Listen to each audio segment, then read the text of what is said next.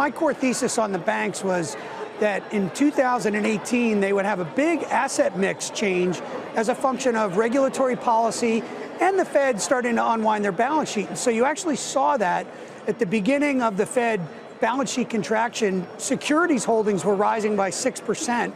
They were down in 2018, whereas private sector lending, commercial and industrial in particular, was up very, very sharply through the course of the year. That boosted return on assets and return on equity. And you saw that in the fourth quarter numbers, and that's why the group did so well in January and February. Again, the market got concerned about net interest margin pressure and, flattening yield curve.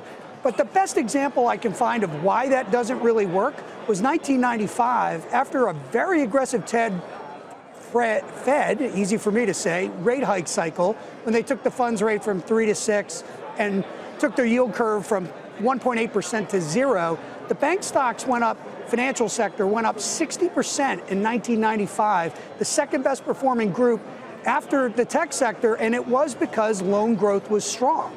So it's asset growth that really drives them over time, not just this net interest margin thing is a minor distraction. So you're saying just because the yield curve has inverted doesn't necessarily mean it's a big problem for the banks? No, it's not. I actually think that net return on assets and return on equity will stay high because of higher spread income, because they're now investing in private sector loans instead of government securities. And that's the real driver of earnings growth.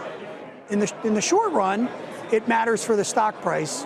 We'll call that artificially intelligent, algorithmic traders. But in the intermediate term, fundamentals will be driven by this asset mix change and better ROE and ROA.